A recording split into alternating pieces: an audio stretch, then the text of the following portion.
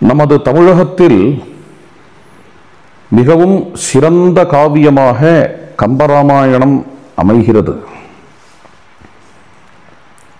கம்பநாட்டாழ்வான் வால்மீகி முனிவரை வால்மீகியின் ராமாயணத்தை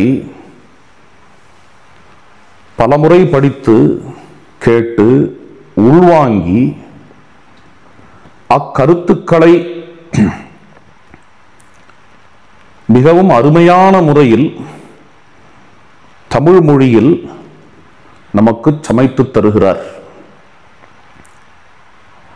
ஆனால் வால்மீகி ராமாயணத்தின் அனுவாதம் அல்ல கம்பராமாயணம். அவர் எப்படி உள்வாங்குகிறாரோ,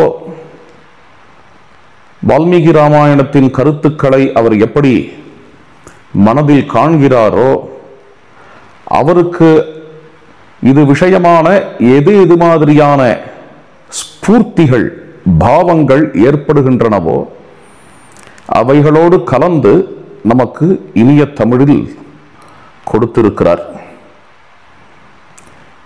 இந்த ராமாயணம் மூலமாக நமக்கு மனித பண்புகளை, விழுமங்களை, இன்றியமையாத மனித வாழ்க்கைக்கு இன்றியமையாத கருத்துக்களை தந்திருக்கிறார். தமிழ் மொழிக்கு, தமிழ் பண்பாட்டிற்கு ஒரு ஈடு இணையற்ற நன்கொடையாக கம்பராமாயணம் என்கிறது அமைகிறது.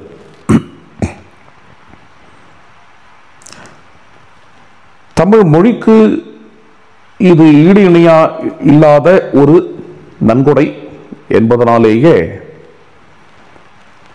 பாரதியும், மகாகவி சுப்பிரமணிய பாரதியாரும் கம்பனுக்கு ஈடான கவியை யான் கண்டதில்லை என்று பாடுகிறார். இளங்கோ, வள்ளுவர் முதலியவர்களோடு கூட கம்பனை காண்கிறார்.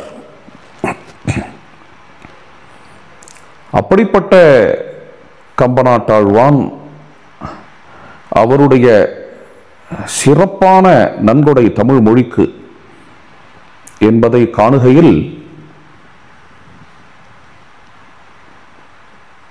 திராவிட நாத்திகர்களுக்கு ஒரு திகைப்பு ஏற்படுகிறது. கம்பனை கண்டு திகைக்கின்றனர். ஏனெனில் கம்பனோ ராம பக்தனாக இருக்கிறார். முழுமையாக ராமனை துதிபாடி, ராமனை அவதார புருடனாக வர்ணித்து, சில சமயம் திருமாலாகவும் சில சமயம் மும்மூர்த்திகளுக்கும் மேற்பட்டவராயும் ராமபிரானை எடுத்து காட்டி வர்ணிக்கிறார் கம்பநாட்டாழ்வான். அதே சமயத்தில் தமிழ் மொழிக்கும் ஈடு இணையற்ற நன்கொடையாக கம்பராமாயணம் அமையும் பொழுது இந்த கம்பராமாயணத்தை எப்படி கையாளுவது, எப்படி காண்பது என்பதில் இந்த திராவிட நாத்திகர்கள் திகைக்கிறார்கள்.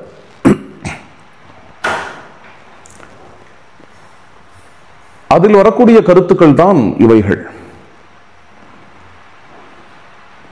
அவருடைய கிரியேட்டிவ் ஜீனியஸ், படைப்பு திறனை நாங்கள் பாராட்டுகிறோம். அவருடைய கருத்து எங்களுடையது இல்லை என்றாலும் படைப்பு திறனை பாராட்டுகிறோம் என்கிற ஒரு நிலைப்பாட்டை எடுக்கிறார்கள். இந்த திராவிட நாத்திகர்களுள் சில பல கருத்துக்கள் கம்பநாட்டாழ்வானை பற்றி உள்ளன. முரண்பட்ட கருத்துக்கள், ஒன்றுக்கொன்றே முரண்பட்ட கருத்துக்கள். அந்த திராவிட நாத்திகர்களில் வெவ்வேறு மனிதர்களுக்கு வெவ்வேறு விதமான கருத்துக்கள் கம்பனை பற்றி வருகிறது. ஒரு விதமான கருத்து என்னவென்றால்,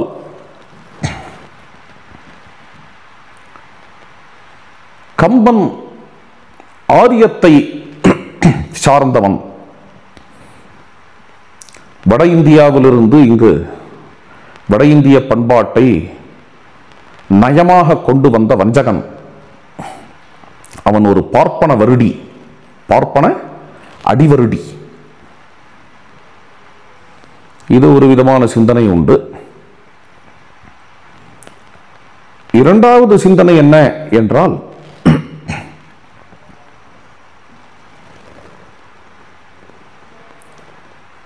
வால்மீகி ராமாயணம் என்கிற ஆரிய படைப்பு மிகவும் அயோக்கியத்தனமானது, அநியாயமானது. அதை சீர்படுத்தி, அதை அறத்தோடு கூட்டி, அதை பண்படுத்தி தமிழகத்தில் கம்பநாடம் தந்திருக்கிறார் என்கின்ற ஒரு பார்வை. அப்படி ஏன் தர வேண்டும் என்று புரியவில்லை. அப்படி அநாகரீகமான அருவருக்கத்தக்க ஒரு வான்மீகத்தை எடுத்து தருவதற்கு பதில் இவரே இவருடைய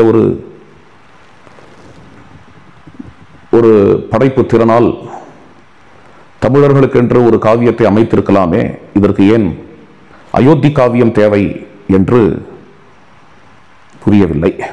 இருந்தாலும் இவ்வாறான ஒரு நிலைப்பாட்டை எடுக்கிறார்கள்.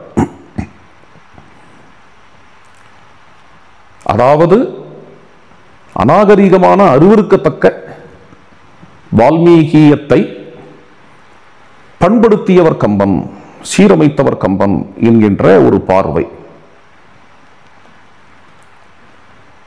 இதே பார்வையின் நீட்சியாக மற்றொரு பார்வை.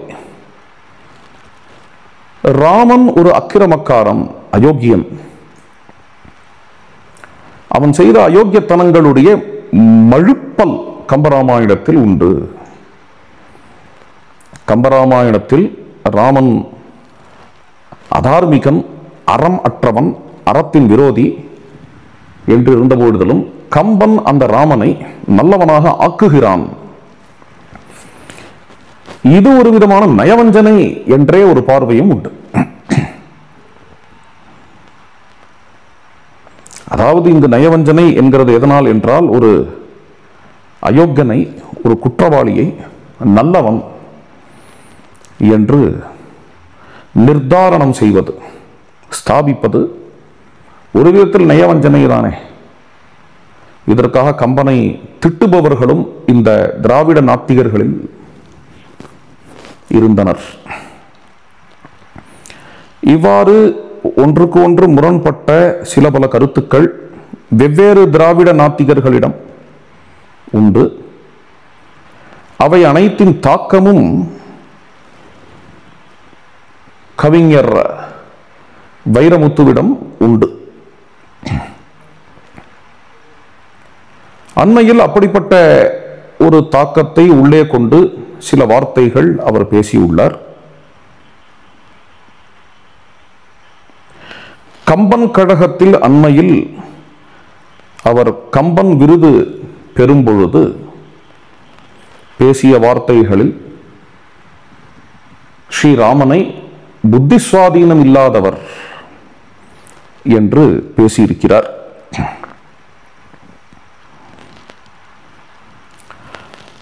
அதற்கு கம்பராமாயணத்திலிருந்து ஒரு செய்யுளை எடுக்கிறார்.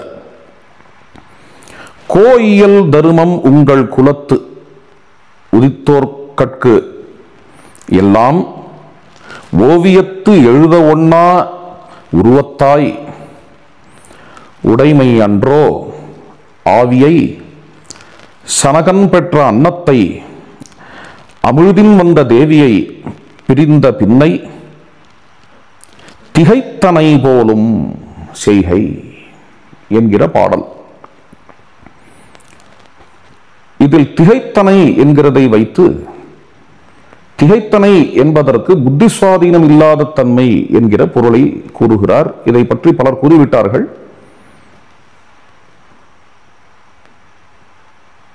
இதை முக்கியமாக எடுத்துக்கொள்ள வேண்டும் என்கின்ற அவசியம் இல்லை. பலர் கூறியதால் இப்பொழுது அடியேனும் கூற வேண்டும் என்கின்ற அவசியம் இல்லை. எப்படி திகைத்தனை என்கிறது புத்தி சுவாதீனம் என்கிற பொருள் அதற்கு முக்கிய பொருள் கிடையாது என்கிறதை கூறியிருக்கிறார்கள். உண்மையில் பார்த்தால் கம்பனுடைய இப்பாடல் வால்மீகி ராமாயணத்தில் உள்ள ஸ்லோகங்களை உள்வாங்கி கம்பன் எழுதியதே. வால்மீகி ராமாயணத்திலேயே வாலி இவ்வாறு ராமரை ஏசுகிறான். இது உண்மையில் மன்னிக்கக்கூடிய பாடல் அல்ல, இது ஸ்ரீராமனை ஏசும் பாடல்.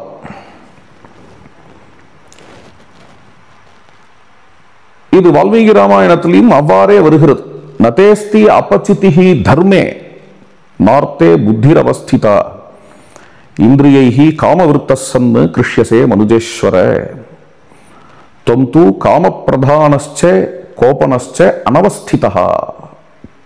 கிஷ்கிந்தா காண்டத்தில் 17வது சர்க்கம். ஓ ராமா, உனக்கு தர்மத்திலோ அர்த்தத்திலோ அறத்திலோ பொருளிலோ உனக்கு நிர்ணயம் இல்லை. நீ சீதையை இழந்து சீதையை நாடி காமவசப்பட்டாய். அந்த காமத்தினால் உனக்கு குரோதமும் இருக்கிறது. ஆதலால் உன்னால் எதுவும் தெளிவாக நிர்ணயிக்க முடியவில்லை, அனவஸ்தை உள்ளது. அந்த காரணத்தினால் இவ்வாறு என்னை அடித்து விட்டாய் என்று வாலி ஏசுகிறான். இந்த ஸ்லோகத்தையே கம்பன் மனதில் உள்வாங்கி அவர் இதை இன்னும் அழகாக அவர் கொண்டு வரக்கூடிய விதம், ஆவியை, சனகன் பெற்ற அன்னத்தை, அமிழ்தின் வந்த தேவியை, பிரிந்த பின்னை திகைத்தனை போலும் என்று காட்டுகிறார். சீதாதேவி இல்லாததால் இப்படி பண்ணிவிட்டாயோ, சீதை இல்லாததால் திகைத்தாயோ என்கிறதை எடுத்து காட்டுகிறார். கோயியல் தருமம் உங்கள் குலத்து உதித்தோர் கட்கு எல்லாம் ஓவியத்து எழுத உண்ணா உருவத்தாய். ராமனை அழைக்கிறார் இங்கு. ஓவியத்து எழுத ஒண்ணா உருவத்தாய். ஒரு சிற்பத்திலேயோ ஒரு ஓவியத்திலேயோ வடித்து வைக்க முடியாத அழகை உடைய ராமா. இதுவும் வால்மீகி ராமாயணத்தில் தொம் நராதிபதே புத்திரஹா பிரதிதஹா பிரியதர்சனஹா. பிரியதர்சனஹா என்கிற வால்மீகியின் சொல்லை உள்வாங்கி ஓவியத்து எழுத உண்ணா உருவத்தாய் என்று கம்பநாட்டாழ்வான் அதை மிகவும் அழகாக கொண்டு வருகிறார். உங்களுடைய ராஜ தர்மத்தில், உங்களுடைய ராஜ வம்சத்தில் உள்ள தர்மத்தை மறந்தீரோ, ஓவியத்தில் வரைய முடியாத அழகு உடையவனே என்று. இங்கு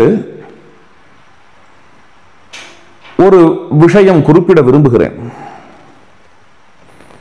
நாம் கம்பராமாயண செய்யுட்களை பார்க்கும் பொழுது ஒரு விஷயம் நன்று புரிகிறது. வால்மீகி ராமாயணத்தில் உள்ள ஸ்லோகங்களை உட்கொண்டு அதற்கு ஒரு ரெஸ்பான்ஸாக கம்பநாட்டாழ்வான் நிறைய செய்யுட்களை இயற்றியுள்ளார் என்கிறதை பார்க்க முடிகிறது. இந்த ரெஸ்பான்ஸ் என்பதற்கு மேலும் கொஞ்சம் விளக்கம் தேவை. அதாவது அந்தந்த பிராந்திய மொழிகளில் ராமாயணத்தை வடித்தவர்கள் பலவிதம். சிலர் வால்மீகி ராமாயணத்திற்கே போகாமல் எங்கேந்தோ ராமாயணத்தை கேட்டு, அவர்களுடைய அத்தை பாட்டி சொன்ன ராமாயணத்தை கேட்டு அதை அனுசரித்து ராமாயணத்தை வடித்து விட்டார்கள். இப்படிப்பட்ட கவிகளும் உள்ளனர். சிலர் வால்மீகி ராமாயணத்தை பெரும்பாலும் அனுவாதம் போல் அவர்களுடைய ராமாயணத்தை செய்து விட்டார்கள். புத்த கொன்னா ரெட்டி காரு ரங்கநாத ராமாயணம் அப்படித்தான் எழுதியிருக்கிறார். ஒரு உதாரணம், கம்பன், ஏகநாதர், துளசிதாஸ் இவர்கள்லாம் ஒரு விதம். இவர்கள் பாணியே தனி. இது எப்படி இருக்கும் என்றால், இது வெறும் அத்தை பாட்டி கதையாக இருக்காது. வால்மீகி ராமாயணத்தின் அனுவாதமாகவும் இருக்காது. இது மூன்றாம் பாணி.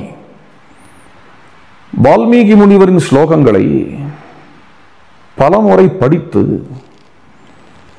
அந்த ஸ்லோகங்களை உள்வாங்கி அந்த ஸ்லோகங்களை ருசித்து அசவு போட்டு அப்பொழுது அவர்களுடைய உள்ளுணர்விலிருந்து எந்த ஒரு ரசம், சுவை, பாவம் தோன்றுகின்றதோ அத்துடன் கலந்து கவிதைகளை வெளிப்படுத்துவது என்கிறது கம்பனின் பாணி, துளசியின் பாணி, பாவார்த்த ராமாயணம் எழுதிய ஏகநாதரின் பாணி. மராட்டி மொழியில் இருக்கிறது. சிற்சில சந்தர்ப்பங்களில் இது மாதிரியான பாணியை நாம் பாசனிடமும் காளிதாசனிடமும் சில நாடகக்காரர்களிடமும் முராரி முதலிய ராமாயண நாடகங்கள் எழுதியவர்களிடமும் காண முடிகிறது. அது ஒரு பக்கம் இருக்கட்டும். வால்மீகியின் ஸ்லோகங்களை காண்கிறார், அதை உட்கொள்கிறார், அதில் அவருடைய உள்ளத்தில் பொங்கக்கூடிய உணர்ச்சியை, உணர்வுகளை சேர்க்கிறார், சேர்த்து வெளிப்படுத்துகிறார் என்கிற கம்பனுடைய முறை. இதைதான் அடியன் காண்கிறேன். இன்னும் சொல்ல போனால் இந்த கண்ணோட்டத்தில் கம்பராமாயணம் முழுவதும் கண்டு தனியாக சொற்பொழிவு செய்யலாம் என்றும் இருக்கிறேன். தனியாக பல எபிசோட்ஸ், பல நாட்கள், எப்படி வேதம் நிறைந்த தமிழ்நாடு என்று நம்முடைய சொற்பொழிவு அமைந்ததோ அது மாதிரி தனியாகவே மிகவும் விஸ்தாரமாகவே கம்பராமாயணத்திலிருந்து பல செய்யுட்களை எடுத்து இது எப்படி வால்மீகியை உட்கொண்டு அவர் வெளிப்படுத்துகிறார் என்கிறதை கொண்டு வரலாம் என்று இருக்கிறேன். வால்மீகி ராமாயணத்திற்கு என்று சில பல வியாக்கியானங்கள் உள்ளன. பெரியவாச்சான் பிள்ளையின் தனி ஸ்லோகி, கோவிந்தராஜருடைய வியாக்கியானம், ராமவர்மாவனுடைய வியாக்கியானம் என்றெல்லாம். அவைகளை மட்டும் அடியன் வியாக்கியானம் என்று காணவில்லை. ஒரு கால் கம்பனோ ஏகநாதரோ துளசிதாசோ கூட சிற்சில இடங்களில் இல்லை, பற்பல இடங்களில் வால்மீகி ராமாயண ஸ்லோகங்களை உட்கொண்டு அதற்கு விளக்கமாகத்தான், வியாக்கியானமாகத்தான் அவர்களுடைய செய்யுட்களை இயற்றியுள்ளனர் என்கிறதை காட்ட முடியும். அது வேறு தலைப்பு, அது பின்பு காண்போம். அது இப்பொழுது முக்கிய விஷயம் அல்ல. ஆனாலும் அதற்கு ஒரு உதாரணம் இங்கு காட்ட வேண்டும் என்றால் இதே இடத்தில் இருக்கக்கூடிய விஷயம். வாலி நெஞ்சில் ராமபாணம் பாய்கிறது, அதை வாலி காண்கிறான். அங்கு வால்மீகியினுடைய ஸ்லோகம், ததஸ்திரம் தஸ்ய வீரஸ்ய சொர்க்கமார்க்க பிரபாவனம் ராமபாணாசனோட்சிப்தம் ஆவகது பரமாங்கதிம் என்கிற ஸ்லோகம். நான் அதிகமாக விளக்க விரும்பவில்லை. இதை உள்வாங்குகிறார் கம்பநாட்டாழ்வான். உள்வாங்கி அதை ரசிக்கிறார், ருசிக்கிறார், சுவைக்கிறார், அசைவு போடுகிறார். அதை வெளியில் கொண்டு வரும் பொழுது ஒரு அருமையான பாடல் வருகிறது. மும்மைசால் உலகிற்கெல்லாம் மூலமந்திரத்தை முற்றும் தம்மையே தமர்க்கு நல்கும் தனிப்பெரும் பதத்தை தானே இம்மையே எழுமை நோய்க்கும் மருந்தினை இராமன் என்னும் செம்மை சேர் நாமன் தன்னை கண்களில் தெரிய கண்டான். ததஸ்திரம் தஸ்ய வீரஸ்ய சொர்க்கமார்க்க பிரபாவனம் ராம பாணாசனோட்சிப்தம் ஆவகது பரமாங்கதிம். பரமாங்கதிம் என்று வால்மீகி எதை கூறுகிறாரோ அதையே கம்பநாட்டாழ்வான்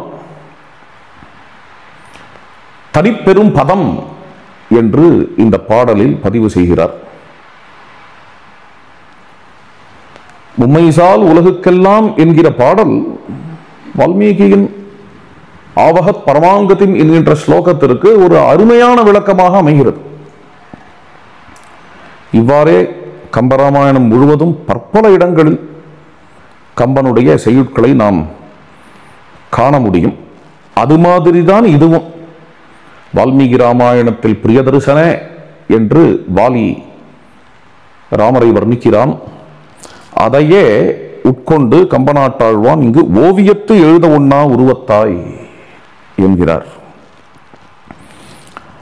அதற்கு மேல் வால்மீகி ராமாயணத்தில் ராமனை வாலி நிந்திக்கிறான்.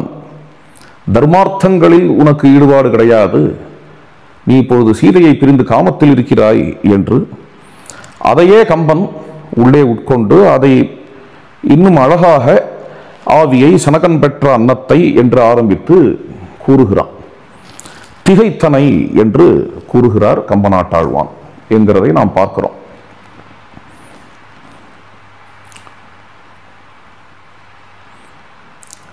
ஒரு முக்கியமான விஷயம் இங்கு நாம் பார்க்க வேண்டியது என்னவென்றால், இங்கு வாலி எங்குமே ராமனை மன்னிக்கவில்லை. ராமனை மன்னிப்பதற்காக இந்த பாடல் அல்ல, இது ராமனிடம் வாலி காணும் குற்றம். வாலி ராமனை ஏசுகிறான். வாலி ராமனை மன்னித்து இருந்தால் அதற்கு அப்புறம் வர செய்யுட்களில் மேலும் ஏசமாட்டான். இதே கம்பராமாயணத்தில் வாலிவதை படலத்தில் இதற்கு மேல் வரக்கூடிய செய்யுட்களிலும் வாலி ராமனை ஏசுவதை நாம் காண முடியும். இதைவிட கடுமையாக ஏசுகிறான். வீரம் அன்று, விதி அன்று, மெய்மையின் வாரம் அன்று, நின் மண்ணினுக்கு என் உடல் பாரம் அன்று, பகை அன்று, பண்பு அழிந்து ஈரம் இன்றி, இது என் செய்தவாறு அரோ என்று மிகவும் தீவிரமாக கடுமையாக வாலி இந்த பாடலுக்கு அப்புறமும் கூட ராமபிரானை ஏசுவதை நாம் காண முடியும். ஆதலால் இந்த பாடலில் ராமனை மன்னிப்பதாக எங்கேயுமே வரவில்லை. ஆனால் ராமபிரான் வாலிக்கு பதில் கூறுகிறார். அந்த பதில் அருமையான பதில். அதை சொல்லுவது இப்பொழுது எனக்கு விஷயம் இல்லை. பல சான்றோர்கள், பல பெரியோர்கள் அதை கூறியுள்ளார்கள்.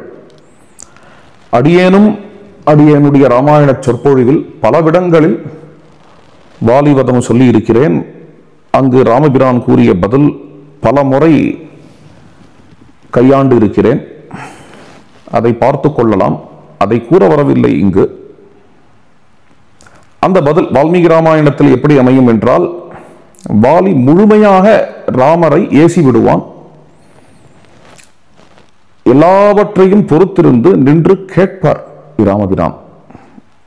அவர் வாயை திறக்கவே இல்லை. வாலி வியக்கிறான்.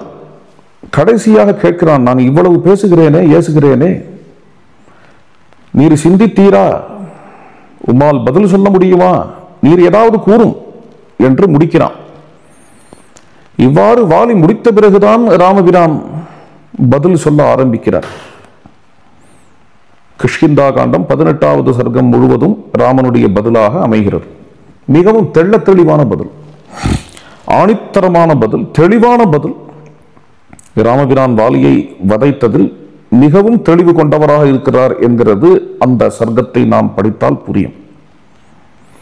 கம்பராமாயணத்தில் இது அமையும் அழகு, வாலியின் கேள்வி தொடர்ச்சியாக இல்லாமல் வாலி ஒரு கேள்வி கேட்கிறான், அதற்கு ராமபிரான் ஒரு பதில் உரைக்கிறார். வாலி அடுத்த கேள்வி கேட்கிறான், அதற்கு ராமபிரான் மேலும் பதில் உரைக்கிறார். சில கேள்விகளுக்கு லக்ஷ்மணன் பதில் அளிக்கிறார். இவ்வாறாக இந்த உரையாடல், கம்பனுக்கும் ராமனுக்கும் லக்ஷ்மணனுக்கும் உள்ள உரையாடல் அமைகிறது. எப்படியோ இந்த பதில் எல்லாவற்றையும் செவியுற்ற வாலி பிறகு புரிந்து கொள்ளுகிறான். கம்பராமாயணத்திலும் சரி, வால்மீகி ராமாயணத்திலும் சரி, ராமர் செய்தது தர்மமே, நியாயமே, அறமே என்று புரிந்து கொள்ளுகிறான். புரிந்து கொண்டு ராமபிரானை துதிக்கிறான். வால்மீகி ராமாயணத்திலும் துதிக்கிறான், கம்பராமாயணத்திலும் துதிக்கிறான். வால்மீகி ராமாயணத்தில் ராமபிரான் சிறந்த தர்மாத்மா என்று துதிக்கிறான் வாலி. கம்பராமாயணத்தில் ராமரை கடவுளாகவே, பரம்பொருளாகவே துதிக்கிறான். அவ்விடத்தில் வால்மீகியினுடைய ஒரு ஸ்லோகம், ந தோஷம் ராகவே தத்யௌ. ராமபிரானுடைய வார்த்தைகள் அனைத்தையும் கேட்ட வாலி ராமரிடத்தில் குற்றத்தை காணவில்லை. ராமனிடத்தில் தான் என்ன குற்றம் கண்டானோ அதை தனது உள்ளத்திலிருந்து நீத்தான். அந்த நரோஷம் ராகவே தத்யௌ என்கிற இந்த வால்மீகி ஸ்லோகத்தை கம்பநாட்டாழ்வான் உள்வாங்கி கூறுகிறார். கவிகுலத்து அரசும் அன்ன கட்டுரை கருத்தில் கொண்டான், அவியுறு மனத்தன் ஆக்கி அறத்திறன் அழியச் செய்யான் புவியுடை அண்ணல் என்பது எண்ணினன் பொருந்தி என்று கூறுகிறார். ராமபிரானுடைய கட்டுரையை உள்ளத்தில் வாங்கிய வாலி என்ன நினைக்கிறான் என்றால், அறத்திறன் அழியச் செய்யான் புவியுடை அண்ணல், அறத்தை அழிக்க மாட்டான் இந்த அண்ணல், இந்த ராமபிரான் புவியுடை அண்ணல் என்று வாலி முடிவுக்கு வருகிறான். இங்கு மன்னிப்பதற்கே பேச்சில்லை. ஒருவனை குற்றவாளி என்று கண்டாதானே மன்னிப்பதற்கு. ராமபிரானை இங்கு குற்றவாளி என்று வால்மீகியின் வாலியோ அல்லது கம்பனின் வாலியோ முடிவில் காணவில்லை. முன்பு எவ்வளவு ஏசினாலும் ராமபிரான் கொடுத்த பதிலை செவியுற்ற வாலி, கம்பனின் வாலியும் சரி வால்மீகியின் வாலியும் சரி, முடிவில் அவ்வாறு காணவில்லை. முடிவில் இந்த வாலி தெளிவு பெற்றான். ராமன் செய்தது சரியே. தொங்கி திருஷ்டார்த்த தத்துவஜ்ஞா பிரஜானாம் ச ஹிதேரதா காரிய காரண சித்தௌதே பிரசன்னா புத்திரவ்யயா. ராமா, நீரே உள்ளது உள்ளபடி பொருளை அறிந்தவர், மக்களுக்கு எது நன்மை என்கிறதை அறிந்து அதை செயல்படுத்துபவர். பிரஜானாம் ச ஹிதேரதா காரிய காரண, காஸ் அண்ட் எஃபெக்ட், காரியம் காரணம் இது ரெண்டுத்திலும் உமது புத்தி தெளிவாக இருக்கிறது என்று வாலி ஏன் குறிப்பிடுகிறான் என்றால், கிஷ்கிந்தா காண்டத்தினுடைய அந்த 18வது சர்க்கம் முழுவதும் நாம் படித்து பார்த்தால் தெரியும் எந்த ஒரு தெளிவை அவர் ஸ்தாபிக்கிறார். அந்த தெளிவை உள்வாங்கிதான் வாலி இவ்வாறு விளக்குகிறான், தெளிவுபடுத்துகிறான். கம்பனுடைய வாலியும் அவ்வாறே. இங்கு கம்பனோ வால்மீகியோ அல்லது கம்பனின் வாலியோ வால்மீகியின் வாலியோ ராமனை மன்னிப்பதற்கு எதுவும் இல்லை என்கிறது முக்கியமான விஷயம். ராமனுடைய கருத்தை உள்வாங்கி, ராமனுடைய பதிலை உள்வாங்கி, நாம் செய்ததுதான் தவறு, அவர் செய்ததில் எந்த தவறும் இல்லை, அவர் தர்மாத்மா தான் என்கின்ற தெளிவை வாலி பெறுகிறான் என்கிறது தான் இங்கு ஆகிறது. வாலியினிடம் எந்த குற்றத்தை கண்டதால் ராமபிரான் வதைத்தார் என்கிறதை ராமர் விளக்குகிறார். அது தெளிவாக குற்றமே. வாலியினிடத்தில் பிறன் மனைவி பற்று இருக்கிறது. ஆங்கிலத்தில் அடல்ட்ரி என்பார்கள். அதேபோல் பலாத்காரம் இருக்கிறது. அந்த பிறன் மனைவி அது இன்செஸ்ட் என்கின்ற குற்றமும் இருக்கிறது. இந்த காரணங்களால் வாலி வதைக்க தகுந்தவன் என்கிறது தெளிவாகிறது. இது ஒரு பக்கம் இருக்க,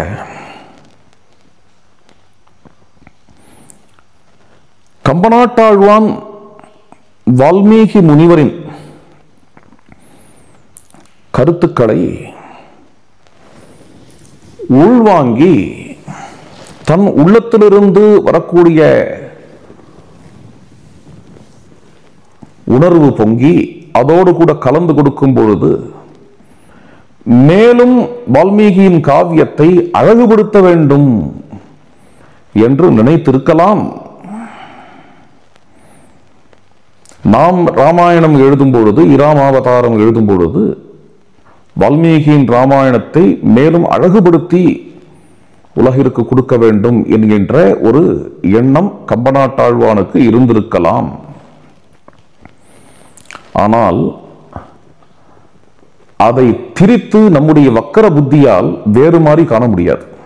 வேறு மாறி காண்பது என்றால் என்னவென்றால், ராமன் ஒரு அயோக்கியன். அந்த அயோக்கியனை வால்மீகி முனிவர் அருவருக்கத்தக்க ரீதியில் ஒரு அந்த ராமனை அடிப்படையாக கொண்டு ஒரு காவியத்தை எழுதியிருக்கிறார். அதை பண்படுத்தி கொடுக்க வேண்டும் என்று கம்பநாட்டாழ்வான் கம்பராமாயணத்தை எழுதினார் என்று கூறவே முடியாது. கம்பநாட்டாழ்வானுக்கே வழிகாட்டியாக இருக்கக்கூடிய கம்பநாட்டாழ்வானுக்கு சில பல நூற்றாண்டுகளுக்கு முன்பே உதித்த நம்மாழ்வார் கற்பார் இராமபிரானையல்லால் மற்றும் கற்பரோ என்று கூறுகிறாரே, அது கம்பராமாயணத்தை கண்டு அவர் கூறவில்லை. இது நாம் புரிந்து கொள்ள வேண்டிய விஷயம். ராமபிரான், ராமகாதை இதெல்லாம் தமிழகத்தில் த ஓல்டஸ்ட் அவைலபிள் லிட்ரேச்சர் என்று நாம் கூற முடிகின்ற அகநானூறு, புறநானூறு முதலியவைகளிலிருந்தே தொன்று தொட்டு வரக்கூடிய விஷயங்கள். அகநானூரோ புறநானூரோ அல்லது ஆழ்வார்களோ இவர்கள் எல்லாரும் கண்ட ராமன் யார்? கற்பார் இராமபிரானை எல்லால் மற்றும் கற்பரோ என்கிற நம்மாழ்வாரின் சொல்லே கம்பராமாயணத்துக்கு முற்பட்ட காலத்தியது என்கிறது திண்ணம். இதை யாரும் மறுக்கப் போவதில்லை. அப்பொழுது நாம் புரிந்து கொள்ள வேண்டிய விஷயம் என்ன என்றால், கம்பனுக்கு முன்பேயே ராமபிரானுடைய உத்தம குணங்கள், பண்புகள் அதை கண்டு வியந்து அதை உள்வாங்கி அதை நம் நடத்தையில் கொண்டு வர வேண்டும் என்று வாழ்ந்தவர்கள் தமிழர்கள். அப்படிப்பட்ட ஒரு பண்பாடு, அதாவது ராமரை நடத்தையில் கொண்டு வர வேண்டும் என்கின்ற வேட்கை, அது தமிழகம் முழுவதும் இருப்பதை கண்டே அதற்காக கம்பநாட்டாழ்வான் கம்பராமாயணத்தை இயற்றினார் என்கிறது எந்த மறுப்பும் இல்லை.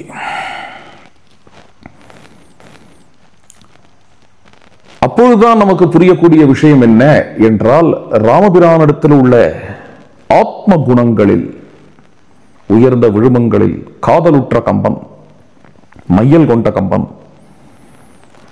அந்த ராமபிரானை உள்வாங்கி ராம பக்தனாக ஆகி இந்த அற்புதமான ஈடிணையற்ற காவியத்தை, இராமாவதாரத்தை, கம்பராமாயணத்தை நமக்கு